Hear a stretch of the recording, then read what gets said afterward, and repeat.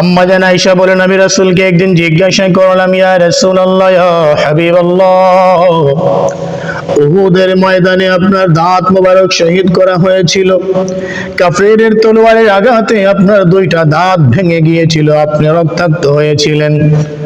উহুদের ময়দানে আপনি যত কষ্ট পেয়েছিলেন, নিঃসন্দেহে ওই কষ্টটা আপনার জন্য অনেক বেশি কষ্ট ছিল।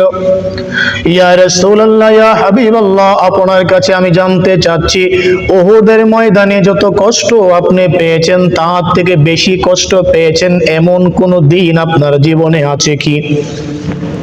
আম্মা জান আয়েশা রাসূলকে প্রশ্ন করতেছেন, ইয়া রাসূলুল্লাহ, আপনি তো উহুদের ময়দানে কষ্ট পেয়েছেন, নিঃসন্দেহে সেটা আপনার জন্য স্মরণীয় ছিল, নিঃসন্দেহে সেটা আপনার জন্য একটা স্মরণীয় দিন ছিল। আপনি যে উহুদের ময়দানে কষ্ট পেয়েছেন, তার থেকে বেশি কষ্ট পেয়েছেন এরকম কোন দিন আছে? নবী করিম সাল্লাল্লাহু আলাইহি ওয়াসাল্লাম আম্মা জান আয়েশাকে বলেন, আয়েশা, আমি উহুদের ময়দানে যত কষ্ট পেয়েছি, দুঃখ পেয়েছি, আমার দাঁত মোবারক শহীদ করা হয়েছিল।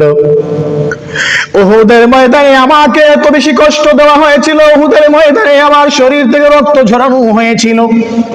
আয়েশা রে, আমি উহুদের ময়দানে যত কষ্ট পেয়েছি, উহুদের ময়দানে আমার যত কষ্ট হয়েছিল, তার থেকে বেশি হাজার গুণে কষ্ট পেয়েছি তায়েফের মাঠে।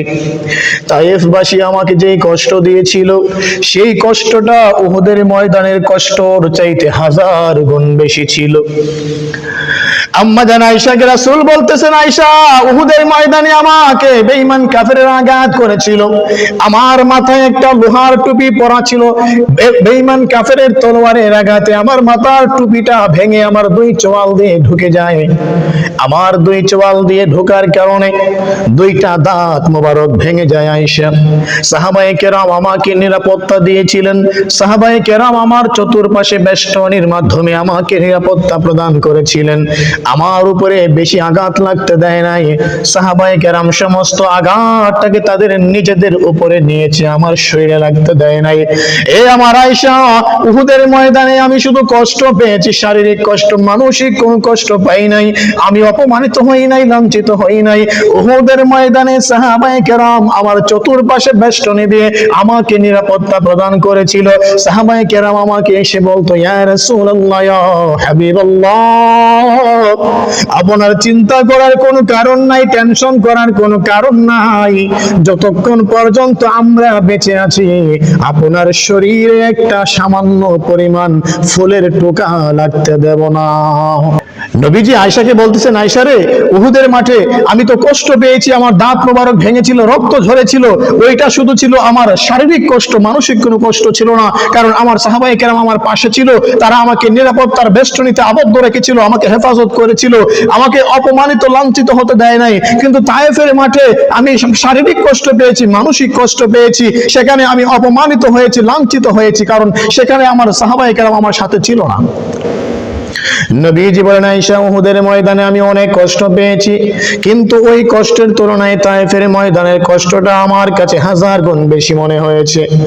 আম্মা জান আয়েশাকে রাসূল বলতেছেন, আয়েশা, উহুদের ময়দানে যুদ্ধ যখন শুরু হলো, বেঈমান কাফিরদের আঘাত আমার দিকে আসতেছিল। একজন সাহাবী ছিলেন আবু দুজানা, ওই সাহাবী রাসূলকে আয়েশা বললেন, ইয়া রাসূলুল্লাহ, ইয়া হাবিবাল্লাহ, যতক্ষণ আমার দেহ থাকবে ততক্ষণ একটা তীরের আঘাতও আপনার শরীরে লাগতে দেব না। ইয়া রাসূলুল্লাহ, ইয়া হাবিবাল্লাহ, আমি আপনার শরীরের সামনে, আপনার সামনে আমি ঢাল হয়ে থাকব, বেঈমান কাফেরের শত আঘাত আমার বুকে আগে নেব, এরপরে আপনার শরীরে লাগতে দেব না। ইয়া রাসূলুল্লাহ, ইয়া হাবিবাল্লাহ, আপনি টেনশন করবেন না, চিন্তা করবেন না। নবীজি বলেন, উহুদের যুদ্ধে আবু দুজানা শহীদ হয়ে গেল। উহুদের যুদ্ধ শেষ হওয়ার পরে আবু দুজানার লাশের কাছে গিয়ে দেখি আমার আবু দুজানার শরীরটা চালনির মতো ছোট ছোট ছিদ্র হয়ে গেছে। আয়েশা রে, আবু দুজানার শরীরের মধ্যে আমরা গণে দেখেছি 180টা তীরের আঘাত ছিল। আমার ভাইরা, নবী করিম সাল্লাল্লাহু আলাইহি ওয়াসাল্লাম আয়েশাকে বলতেছেন, আয়েশা, আমি উহুদের মাঠে যত কষ্ট পেয়েছি তার থেকে হাজার গুণে বেশি কষ্ট পেয়েছি তায়েফের মাঠে, কারণ তায়েফের মাঠে আমার কোন সাহাবী আমার সাথে ছিল না, আমি অপমানিত হয়েছি, লাঞ্ছিত হয়েছি, শারীরিক এবং মানসিকভাবে আঘাতপ্রাপ্ত হয়েছি। উহুদের ময়দানে শুধুমাত্র আমি শারীরিকভাবে আঘাতপ্রাপ্ত হয়েছি, মানসিকভাবে আঘাতপ্রাপ্ত হই নাই।